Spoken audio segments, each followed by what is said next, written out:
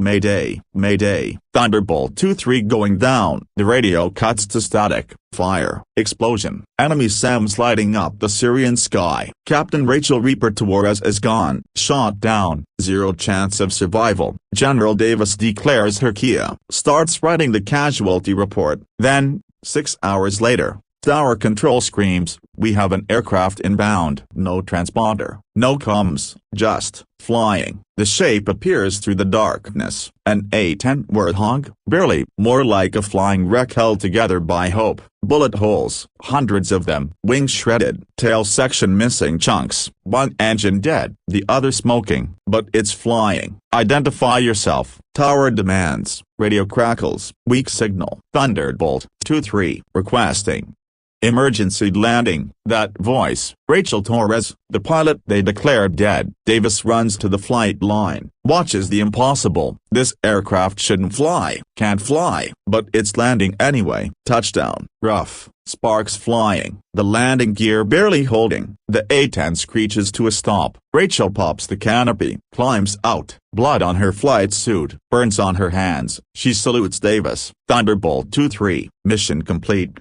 sir, then collapses. But here's what nobody knows yet. 24 hours earlier, Rachel launches on a close air support mission. 12 Marines pinned down, no other aircraft available. Standard A-10 ground attack, suppress enemy positions, enable Marine extraction. What she flies into is a trap. 17 anti-aircraft positions, hidden, waiting. The Marines are bait. Brake right, missiles inbound. Rachel brakes, too late. First SAM hits her left engine, explosion, fire, warning lights everywhere. Thunderbolt 2-3, RTB immediately. Aircraft is critical, but the Marines are still pinned, still dying. Rachel doesn't return to base. She attacks. One engine, half her systems dead. Hydraulics failing. She lines up her gun run. The Go-8 Avenger roars. BRRRT, 70 rounds per second. 30mm hell. First AA position, destroyed. Second SAM launches. Rachel banks. The missile misses by meters. Detonates close enough to shred her right wing.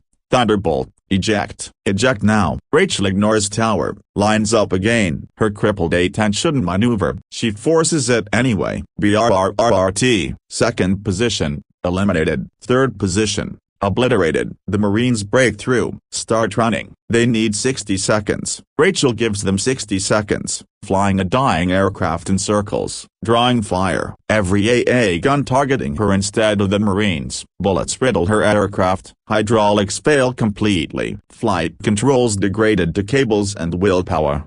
Thunderbolt, your aircraft is destroyed. You have to eject. Negative. Marines not clear yet. Fourth position opens fire. Rachel's armor takes the hits. Titanium bathtub around the cockpit doing its job, but the canopy cracks. Shrapnel cuts her face. Blood in her eyes. She keeps flying. Fifth position. Sixth. Seventh. All firing. All hitting. The A-10 accumulates damage that should kill it. Doesn't die. Marines are clear. Marines are clear. Get out of there. Rachel finally turns, heads for base, 200 miles away. One engine, no hydraulics, minimal control. I'm coming home. Tower calculates. Negative. You'll never make it. Eject while you can. This aircraft cost $30 million.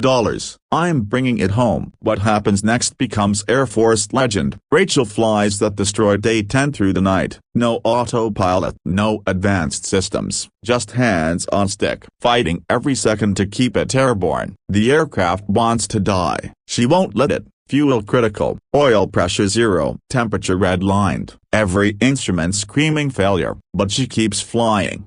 Thunderbolt, we're declaring you lost. No aircraft can survive that damage. Tell the general I'll see him in 6 hours. Tower goes silent. They're already writing her casualty report. Rachel proves them wrong, mile by mile. Fighting the aircraft, fighting physics, fighting death itself. The A-10 loses altitude. She compensates, loses more speed. She adjusts. Every second is a battle between pilot and gravity. Tower, Thunderbolt 2-3. Request emergency landing. The tower operator nearly drops his radio. Say again. Emergency landing. Now, she brings that murdered aircraft home, lands it, parks it, then collapses from blood loss and exhaustion. 27 hours later, Rachel wakes in medical. General Davis sitting beside her bed. Captain Torres, what you did was impossible. What I did was necessary. Sir, you should have ejected. The Marines needed 60 seconds. I gave them 60 seconds. Davis shows her photos of her aircraft. Your A-10 took over 900 hits. 900. It shouldn't have flown. A-10s are built different.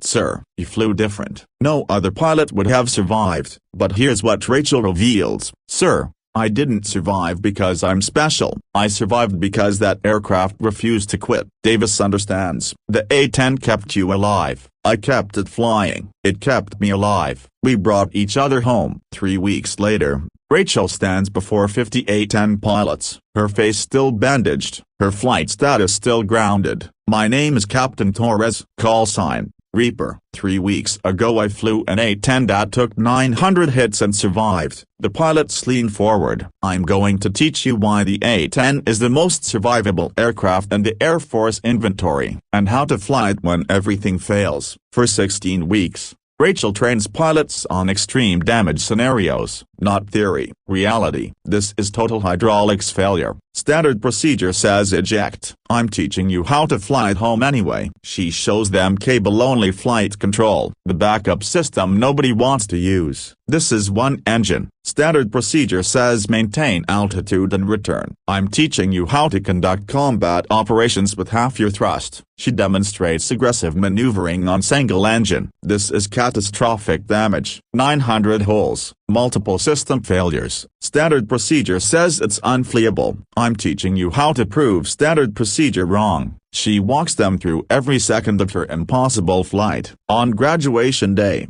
Davis addresses the class. Your instructor didn't just survive an impossible situation. She redefined what's possible in an A-10. But here's the real test. 8 months later, 3 of Rachel's students face critical aircraft damage. One takes a SAM hit, loses hydraulics, uses cable controls to fly home. One suffers engine failure during combat, continues mission on one engine, saves the ground troops, then lands safely. One sustains massive battle damage, 400 hits. Every system saying eject, remembers Rachel's training, fights the aircraft home. 3 pilots, 3 impossible situations, 9 successful recoveries, 0 losses. That evening, Davis finds Rachel, not in medical, in the A-10 hangar, touching her aircraft, the one they saved. 3 of your students brought damaged aircraft home today. Rachel continues inspecting the repaired A-10. They brought themselves home. The aircraft just helped. You taught them that. I taught them what this aircraft taught me. Never quit, never surrender, always fight to bring everyone home. Davis looks at the restored A-10. They wanted to scrap this aircraft, said it was too damaged. What did you tell them? I told them this aircraft represents something more important than airframe damage. It represents the bond between pilot and machine. Here's what you need to understand about that A-10. It's not just metal and weapons. It's proof that determination matters more than damage. That refusing to quit can overcome any obstacle. General,